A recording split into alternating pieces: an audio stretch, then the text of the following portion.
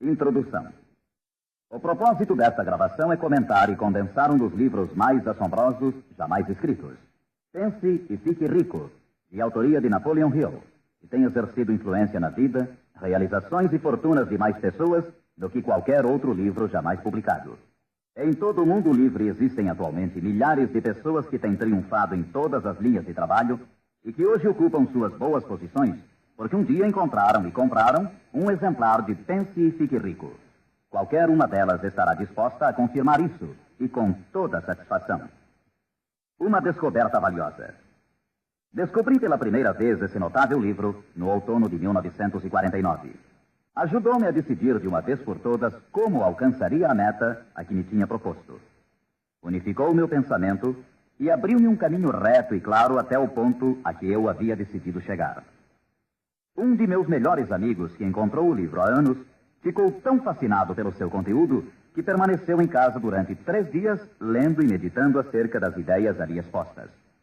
Depois, aplicou seus princípios e agora ocupa a posição mais alta dentro da indústria em que trabalha. Por outro lado, tenho estado nos escritórios de altos executivos e tenho escutado dirigentes de empresas famosos mundialmente, alguns com idade suficiente para serem meus pais. Todos eram unânimes em afirmar que, após terem lido Pense e Fique Rico, seus negócios passaram a caminhar muito melhor. Qual é o segredo desse livro tão assombroso? Por que, entre milhares de livros sobre autoajuda, ele tem se mantido como a obra-prima mais destacada? Creio que, para compreender o porquê, vocês teriam que conhecer Napoleon Hill, tanto quanto eu. Com certeza, não foi ele o primeiro homem que se rebelou contra a pobreza e contra a interminável luta ante a falta de orientação que via em seu redor quando ainda era um rapaz. Nem tampouco foi o primeiro a escrever sobre a matéria, mas possuía 2 habilidades únicas, altamente desenvolvidas, que raramente são encontradas num homem. A primeira era a maneira como focalizava seu tema. Hill procurava soluções para o êxito da mesma forma como um cientista busca trazer à luz da razão um segredo da natureza. Tratava de descobrir as formas do sucesso de igual maneira como Thomas Edison investigava os processos para chegar à luz elétrica, sem descanso, implacavelmente, até que a verdade, que sempre esteve ali, lhe foi revelada. Sua segunda virtude importante era a habilidade ou destreza para escrever sobre suas deduções, de tal forma que eram compreendidas intelectualmente num instante. Mas talvez o mais importante para este assunto em especial é que eram compreendidas também emocionalmente. O poder de modificar vidas. Quando alguém lê a última página de Pense e Fique Rico, já é um homem diferente. Um homem que se coloca de pé ao terminar a leitura e já começa a demonstrar as modificações que sofreu. Para ele, desapareceram as situações angustiosas, cheias de frustração e autoimpostas. Para ele, o caminho está livre. É um homem agora possuidor de uma singular capacidade de converter os sonhos em realidade, as ideias em fatos. O destino, a fatalidade, os maus efeitos das circunstâncias exteriores não mais o afetam. De passageiro do barco da vida, passou a capitão, traçando rumos e decidindo vidas. Para entender esse livro, temos inicialmente de compreender a realidade, o princípio ou filosofia que se estende como estrutura básica da obra. A menos que, seja o que for que você construa, esteja baseado na verdade, acabará com a estrutura caída e espalhada ao seu redor, como a armadura dos antigos guerreiros de Homero. O que não é baseado na verdade não pode sustentar-se. Não pode suportar a prova do tempo. A razão pela qual Pense e Fique Rico tem resistido à prova do tempo é porque repousa sobre uma base ampla e sólida, da qual se origina todo o sucesso do homem. O fato puro e imutável de que tudo começa com uma ideia. Um estado da mente. É uma filosofia baseada no fato de que a riqueza de qualquer classe começa com o que o autor chama de estado da mente. Pode-se começar sem nada mais que pensamentos, ideias, planos organizados ou algo semelhante. Os pensamentos são fatos. Fatos incrivelmente poderosos quando se agregam a propósitos, persistência e um desejo ardente de transformá-los em objetos materiais ou riqueza, considerando como tal aquilo que você pode desejar. Os sábios têm dito desde há muitos séculos, e há pouco Charles S. Rami escreveu: a verdade é que a mente humana é um organismo tão real como qualquer músculo do corpo, mas muito maior em força e potencial. E assim como a fibra muscular pode reforçar-se para conseguir conquistas incríveis. Assim, pois, esta é a verdade na qual se baseia Pense e Fique Rico. Se você sabe o que quer, e se o quer com força suficiente para alcançar o tipo de persistência que não se pode conter, com toda certeza você conseguirá o seu ideal. Controlando sua mente, você controlará seu destino aqui na Terra. 2 passos para o sucesso. Tendo em vista os princípios acima, falaremos adiante sobre os famosos 13 passos rumo à riqueza, tal como Napoleon Hill menciona em sua obra, lembrando sempre que riqueza é qualquer coisa que você possa desejar. Entretanto, antes peço permissão para fazer 2 indicações importantes. A primeira é que é necessário ter-se em mãos um caderno de anotações, todas as vezes em que se ouvir esta gravação, a fim de anotar os pontos mais importantes. A segunda é que esta gravação foi idealizada para seu uso pessoal, acompanhando sua própria e estimulante jornada. Usar esta gravação para um grupo resultará apenas em auxílio temporário. Assegure-se de ter seu próprio exemplar, a fim de ouvir estas orientações, vez por outra, nos momentos especiais em que se sentir fora de rota. E agora, os 13 famosos princípios de Napoleon Hill. Primeiro princípio: desejo. Ponto de partida para todo sucesso. Primeiro passo para a riqueza.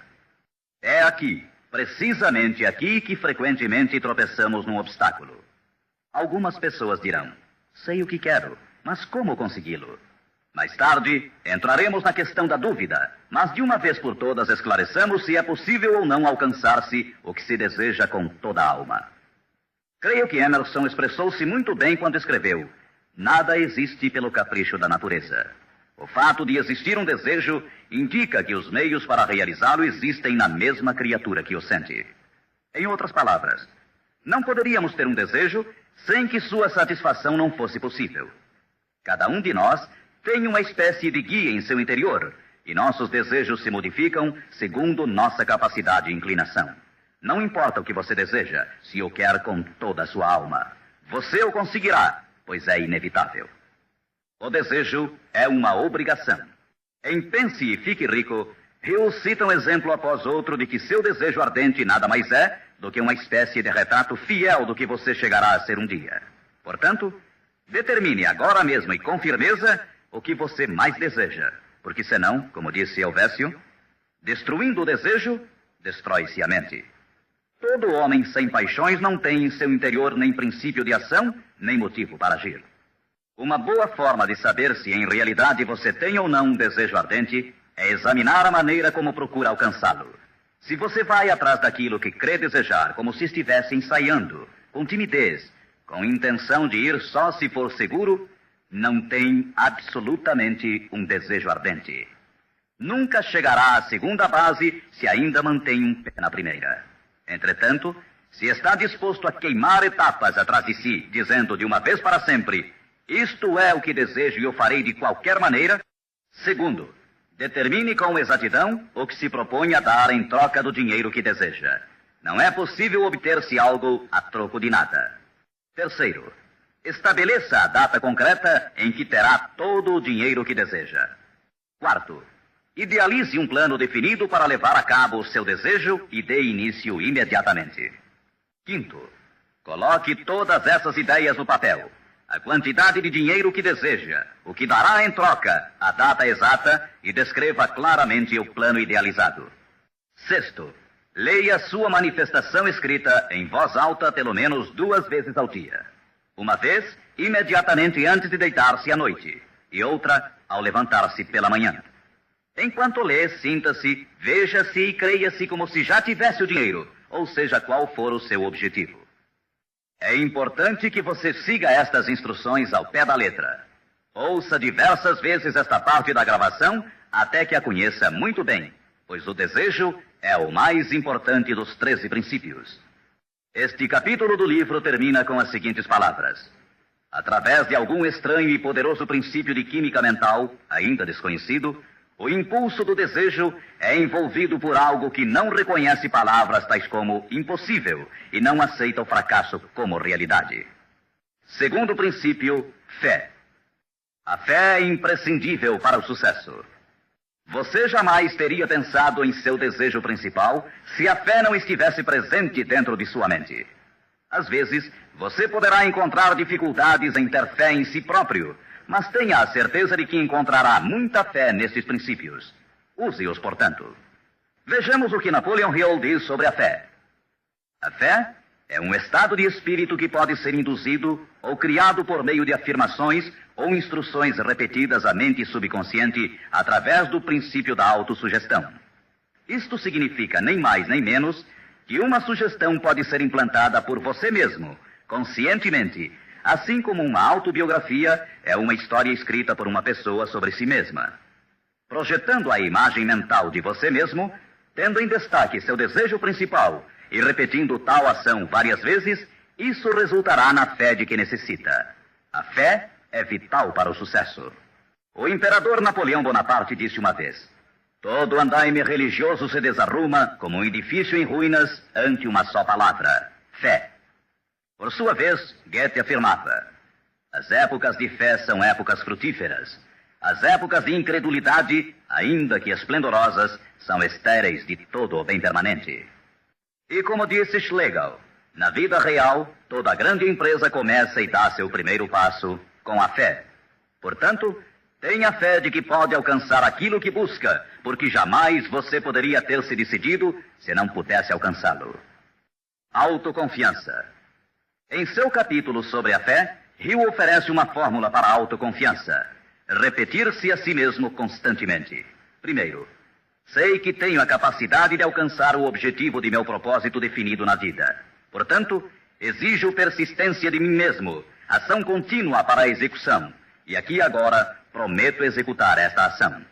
Segundo, percebo que os pensamentos dominantes em minha mente reproduzir-se-ão com o tempo em ação externa, física, e que de maneira gradual transformar-se-ão em realidade física. Portanto, concentrarei meus pensamentos durante 30 minutos diários na tarefa de criar a imagem do que pretendo ser, criando assim em minha mente um retrato mental claro de minha pessoa e em decorrência de meu objetivo.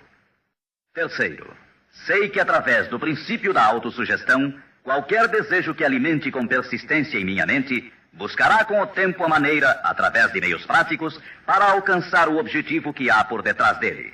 Portanto, dedicarei 10 minutos de cada dia para exigir de mim mesmo o desenvolvimento da autoconfiança.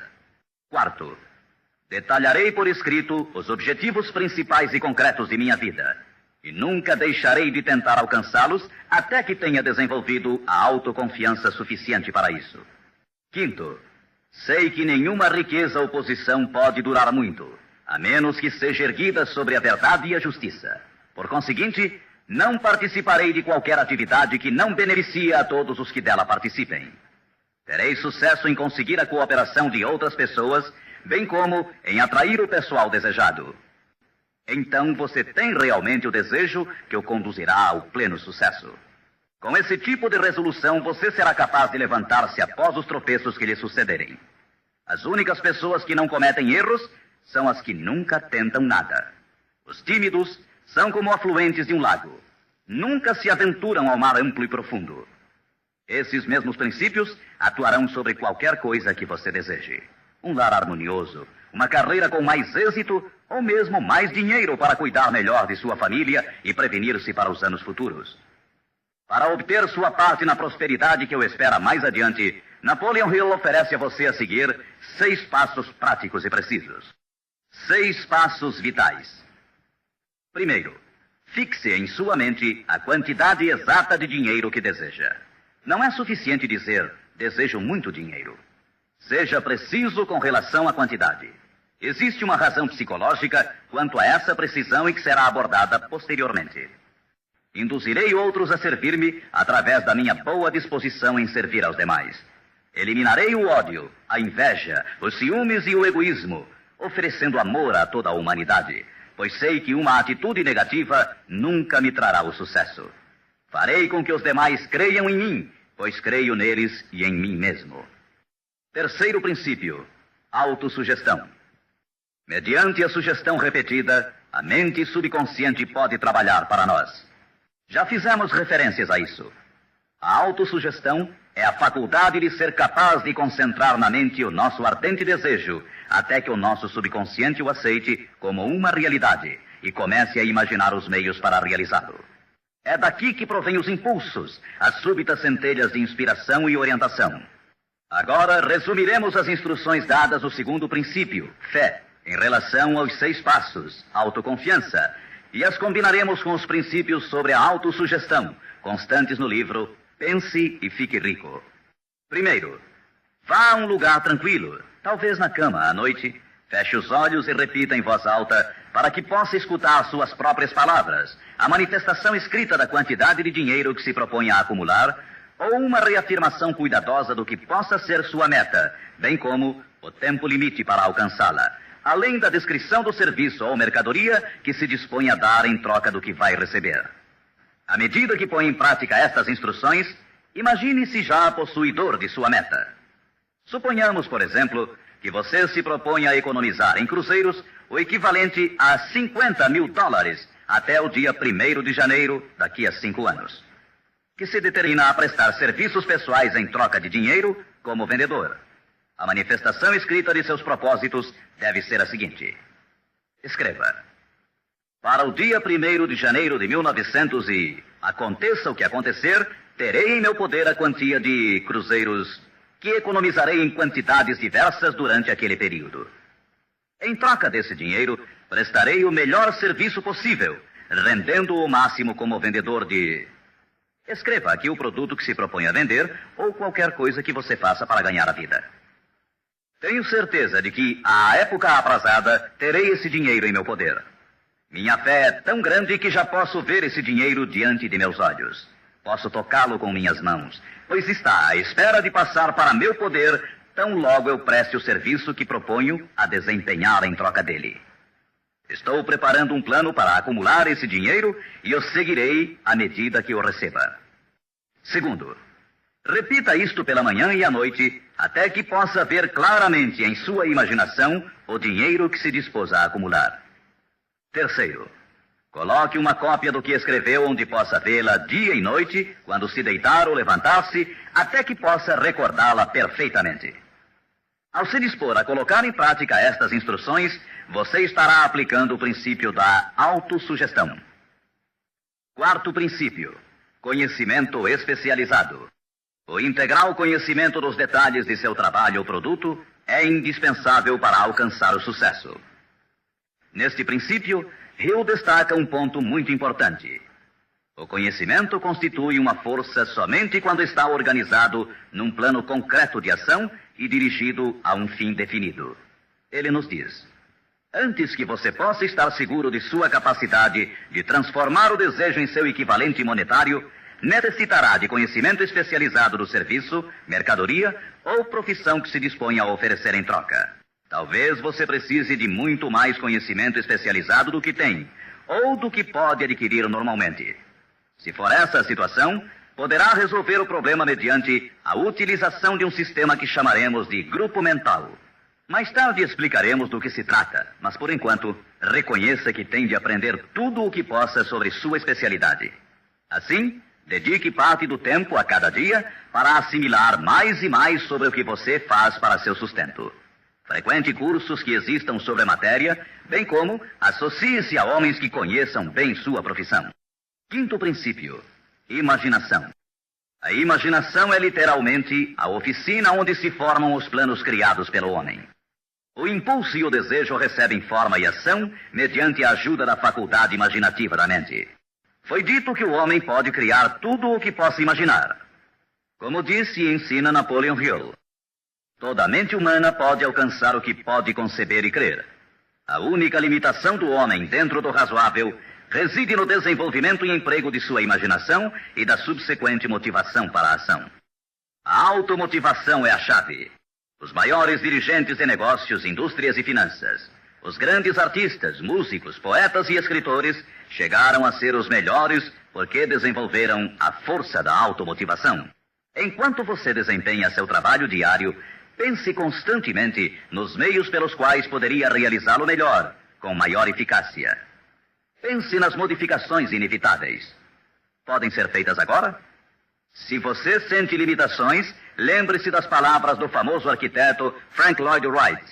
A raça humana construiu com mais grandeza quando maiores eram as limitações e, portanto, quando mais era necessária a imaginação para construir. As limitações parecem ter sido sempre as melhores amigas da arquitetura. Quando você construir seu futuro partindo desse ponto de vista, não se preocupe com as limitações. Recorde que estas podem ser suas melhores amigas, posto que requerem imaginação se tivermos que nos levantar acima delas. E como disse Beecher, a alma sem imaginação é como um observatório sem telescópio. Sexto princípio: planejamento organizado. Para obtermos sucesso em um empreendimento que decida nossa vida, devemos ter planos perfeitos. Se você já decidiu qual é o seu desejo, qual é a sua meta, organizemos agora um plano para sua realização, de acordo com um programa. Citarei novamente: pense e fique rico. Você já sabe que tudo o que o homem cria ou adquire começa sob a forma de desejo. Transforma-se depois, do abstrato ao concreto, na oficina da imaginação, onde se criam e se organizam planos para sua transição. Você tem que ter um plano. Anteriormente, foram lhe dadas instruções para adotar 6 passos práticos e definidos como seu primeiro movimento para traduzir o desejo que você possa ter em seu equivalente físico. Um daqueles passos era a formulação de um plano prático, concreto, através do qual aquela transformação pudesse ser efetuada. Primeiro, alie-se com uma ou mais pessoas, tantas quantas necessitar, para criar e pôr em prática seu plano ou planos para o acúmulo de dinheiro que marcou como sua meta, fazendo uso do princípio da reunião de inteligências. É o grupo mental, e isso é muito importante. Segundo, antes de formar seu grupo mental, decida quais as vantagens e benefícios que pode oferecer individualmente aos membros do grupo que a formam em troca de sua cooperação. Ninguém trabalhará de forma indefinida sem alguma forma de compensação, ainda que esta não seja em dinheiro. Terceiro, reúna-se com os membros de seu grupo 2 vezes por semana, pelo menos, e com maior frequência, se possível, até que tenham aperfeiçoado o plano ou planos para a consecução de sua meta. Quarto, mantenha uma harmonia perfeita entre você e cada membro de seu grupo mental. Tenha em vista 2 fatos. Primeiro, você está comprometido em um empreendimento de importância básica. Para obter sucesso, tem que ter planos perfeitos. Segundo, deve ter a vantagem da experiência, instrução, capacidade e imaginação naturais de outras mentes. Este é o método seguido por todas as pessoas que têm se sobressaído da média. Dedique-se a isto até que tenha um plano formal bem organizado para alcançar seu objetivo. Desta forma, você nunca estará confuso ou pensando no que deve fazer em seguida. Cada manhã saberá com exatidão o que vai fazer e por que o fará. Adquira estas qualidades de dirigente. É neste capítulo de Pense e Fique Rico que Hill nos fala das características que deve ter o homem que dirige. Primeiro, determinação. Segundo, autocontrole. Terceiro, acurado senso de justiça. Quarto, exatidão nas decisões. Quinto, precisão nos planos. Sexto, hábito de fazer mais do que recebe como pagamento. Sétimo, personalidade agradável. Oitavo, simpatia e compreensão. Nono, domínio do detalhe. Décimo, boa disposição para assumir toda a responsabilidade. 11º, sentido de cooperação. O capítulo sobre planejamento organizado é um dos mais importantes do livro. Basta dizer que um homem sem plano é como um barco sem rumo. Não tem para onde ir e sofrerá um desastre quase inevitavelmente. 7º princípio, decisão. A demora, o oposto da decisão, é um inimigo que todo homem tem que vencer. A análise minuciosa de mais de 25 mil homens e mulheres que experimentaram fracassos revelou que a falta de decisão estava na cabeça da lista das 30 causas principais do fracasso. A análise de várias centenas de pessoas que haviam acumulado fortunas superiores a $1 milhão demonstrou o fato de que cada um deles tinha o hábito de tomar decisões com rapidez e lentamente modificá-las à medida que houvesse necessidade de uma alteração. As pessoas que fracassaram em acumular dinheiro, sem exceção, quase sempre tinham o hábito de tomar decisões com lentidão e depois modificavam-nas com rapidez e frequência. Ter um objetivo concreto torna mais fácil a tarefa de tomar decisões rápidas.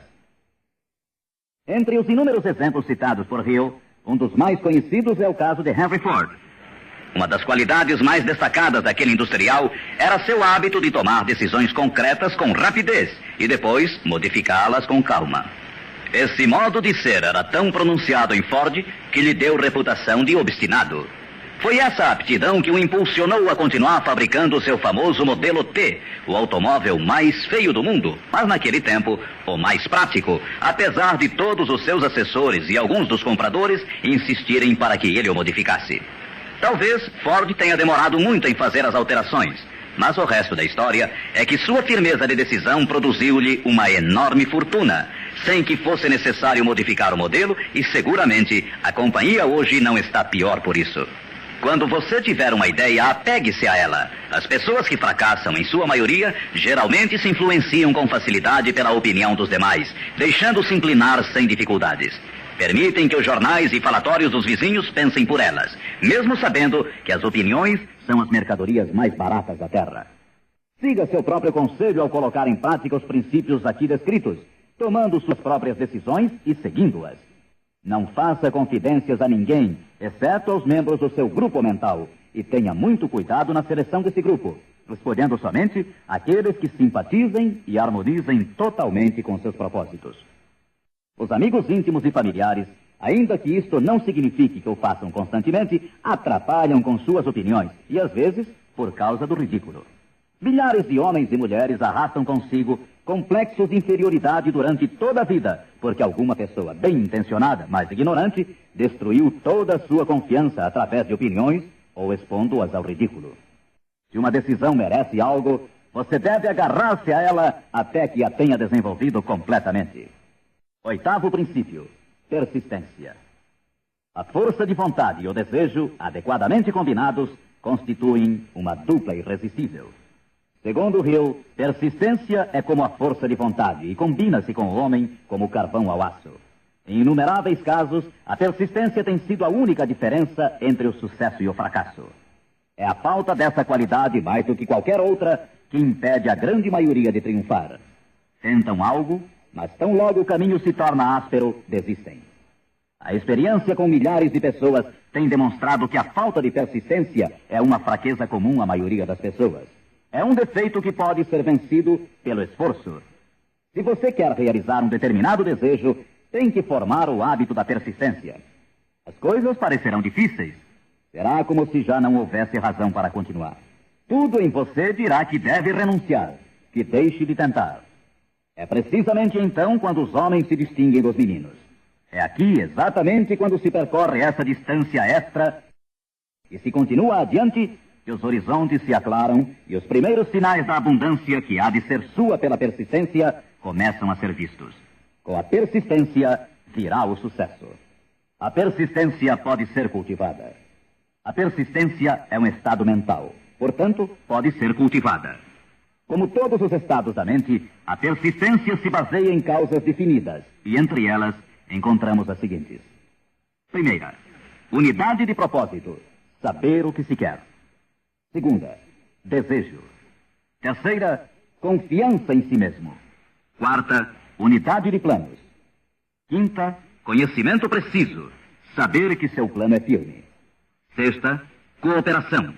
A simpatia, a compreensão e a cooperação harmoniosa dos demais tende a desenvolver a persistência. Sétima, força de vontade. Oitava, hábito. A persistência é resultado direto do hábito. Nono princípio, usar a força de seu grupo mental. Duas mentes que se unem nunca deixam de criar uma terceira força, invisível, intangível, que pode ser comparada a uma terceira mente. É neste capítulo que Hill descreve a importância de formar-se um grupo de pessoas que simpatizem com o seu desejo. Esse grupo mental pode ser integrado de 2 ou mais indivíduos que, eventualmente, possam ter planos semelhantes. Com a decorrência das reuniões, você perceberá muitas vezes, ao estar discutindo algo com outra pessoa, que de repente surgem-lhe boas ideias, que são resultado dessa associação. Ideias que nunca apareceriam sem ela. O mesmo sucede com a outra pessoa. Estimule seu pensamento. Grande quantidade de boas ideias tem brotado de mentes individuais como resultado de participação em grupo.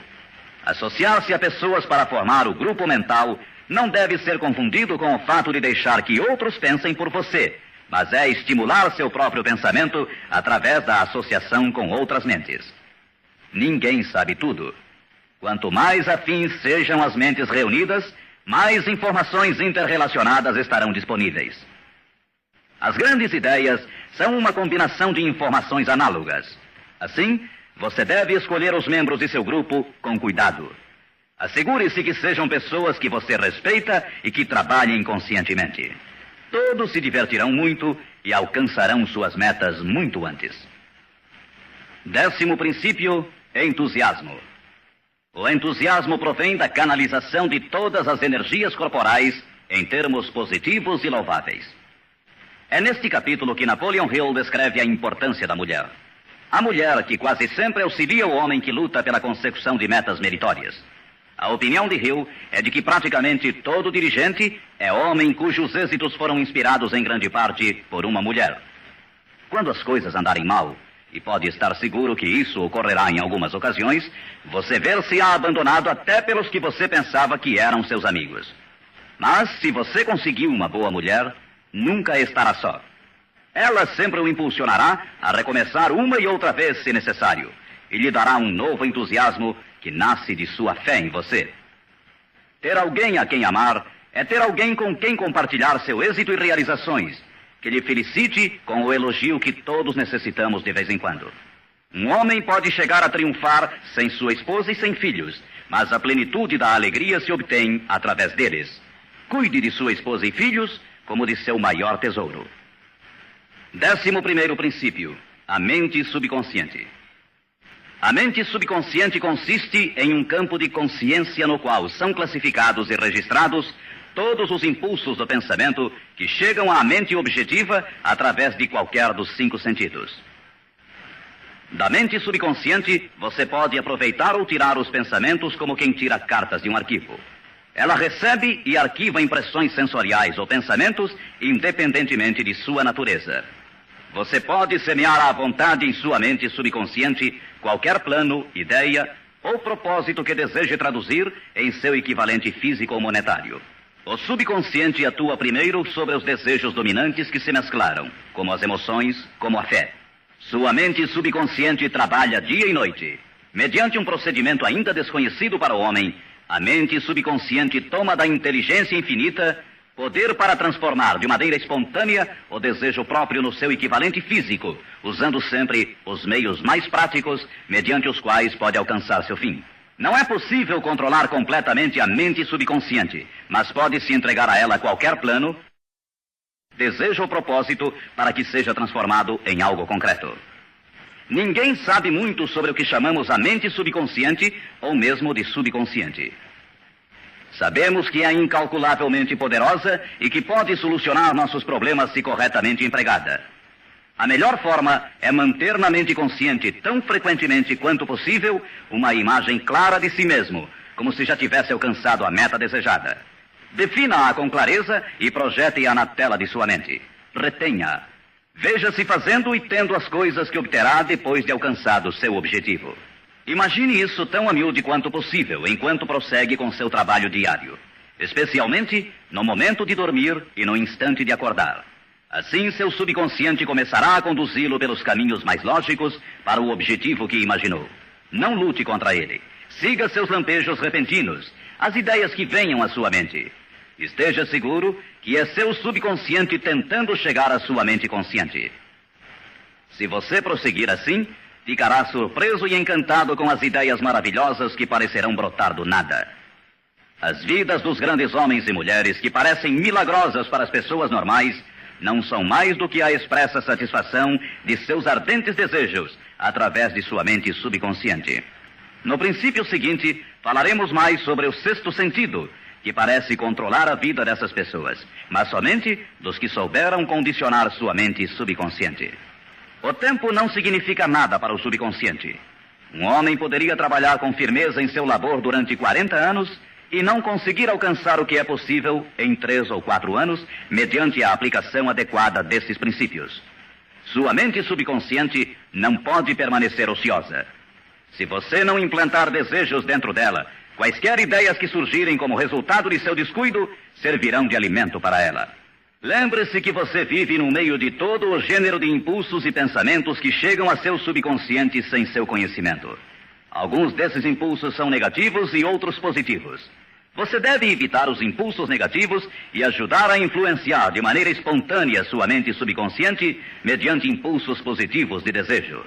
Quando conseguir isso, terá a chave que abrirá a porta para o subconsciente. Bulwer escreveu: o homem que triunfa sobre seus semelhantes é aquele que muito breve na vida discerne com clareza seu objetivo e caminha para ele com todas as suas forças. Inclusive, o próprio gênio não é mais do que a observação minuciosa reforçada pela consistência do propósito. Todo homem que observa atentamente e atua com firmeza converte-se inconscientemente em gênio. Há que se notar que foi dito inconscientemente. Saiba o que quer.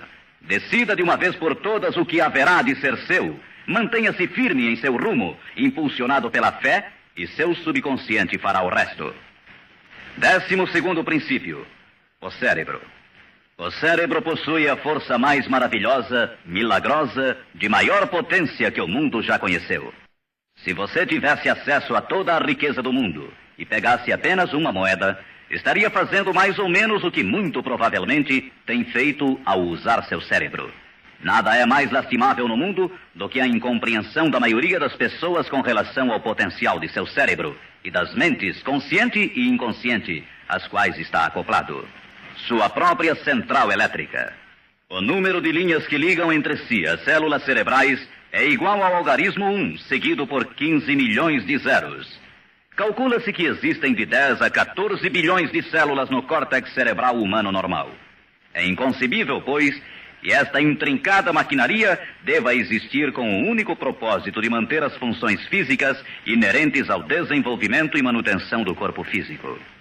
O cérebro é o mecanismo que nos deu o avião supersônico, os satélites artificiais, os foguetes que adentram no espaço exterior, as artes, as ciências, etc. Tudo o que hoje sabemos, usamos e usaremos no futuro, tem saído desta pequena massa cinzenta que todos nós temos. Pode você duvidar, ainda que por um momento, de que pode trazer a você e aos seus o que quer que deseje aqui na Terra? É evidente que não conseguirá se admitir que sua força é como a de uma pessoa que deixa de agir, como aqueles que nem sequer pensaram nisso alguma vez. Deixe para o cérebro o trabalho que você decidiu realizar e veja como ele o executa. 13º princípio: o sexto sentido. O sexto sentido é o equipamento receptor através do qual chegam à mente ideias, planos e pensamentos que às vezes recebem o nome de lampejos repentinos ou inspirações. O sexto sentido pode ser descrito como sendo o sentido através do qual a inteligência infinita pode e efetivamente se comunica com o indivíduo de maneira espontânea e sem esforço algum por parte deste. Eis aqui a base desta filosofia. Só pode ser assimilada, compreendida e aplicada depois de dominados os primeiros 12 princípios. O sexto sentido é aquela parte da mente subconsciente que nos referimos como imaginação criadora e desafia qualquer descrição. Por outro lado, torna-se difícil explicar o que seja para qualquer pessoa que não tenha dominado os demais princípios desta filosofia, o que estes princípios representam, porque falta a essa pessoa o conhecimento e a experiência com os quais possa comparar o sexto sentido. Este sentido pode ser adquirido. O sexto sentido não é algo que possa ser ligado e desligado à vontade. A capacidade de empregar essa enorme força chega pouco a pouco, através da aplicação dos outros princípios que esboçamos. Muitos indivíduos adquirem um conhecimento prático do sexto sentido antes dos 40 anos de idade. Entretanto, com maior frequência é adquirido depois de bem passados os 50, porque as forças espirituais com as quais está intimamente ligado o sexto sentido geralmente não amadurecem e chegam a ser utilizadas, senão através de vários anos de meditação, de autoanálise e de pensamentos corretos. Todavia, nada nos impede que comecemos a desenvolvê-lo desde agora, aplicando com entusiasmo os princípios que foram expostos até aqui. Lembre-se disto. O homem nada pode criar que não tenha gerado antes sob a forma de um impulso de pensamento, que vai se traduzindo em equivalente físico, ainda que seja pensamento espontâneo ou involuntário. Finalmente, recorde-se sempre deste conselho. Afaste o temor de sua mente, concentrando-se na imagem mental de sua meta, seu maior desejo, e vença. O que vários homens famosos acharam desta mensagem. Agora, quero mencionar que Pense e Fique Rico tem recebido a entusiasta aprovação de muitos dos maiores homens que existiram. Todos esses grandes homens aplaudiram e usaram os princípios de Napoleon Hill. Citarei somente alguns. Os presidentes dos Estados Unidos, William Howard Taft e Woodrow Wilson. F.W. Woolworth mencionou que havia aumentado muito sua cadeia de armazéns, aplicando muitos destes princípios. Robert Dollar, que construiu uma grande companhia de navegação, escreveu: se há 50 anos tivesse usado esta filosofia, imagino que poderia ter feito tudo o que fiz na metade do tempo. Tenho esperança que o mundo a descubra e o recompense. Samuel Gompers disse: o domínio destes princípios é uma apólice de seguro contra o fracasso. John Wanamaker, o príncipe dos comerciantes, escreveu: sei que seus fundamentos são reais, porque os tenho aplicado em meu negócio há 30 anos. Também o aplicaram George Eastman, o maior fabricante de câmaras fotográficas do mundo, Thomas Edison, Luther Burbank, Theodore Roosevelt, E.M. Statler, John Rockefeller e muitos mais. Como é óbvio imaginar-se, as opiniões destes homens não poderiam ser compradas com todo o dinheiro do mundo. O que temos mencionado aqui pode mudar sua vida, pode trazer-lhe todas as coisas proveitosas que deseje na vida para você e sua família. Afaste-se da média, do medíocre e enderece seu rumo de acordo com os sonhos de seu coração.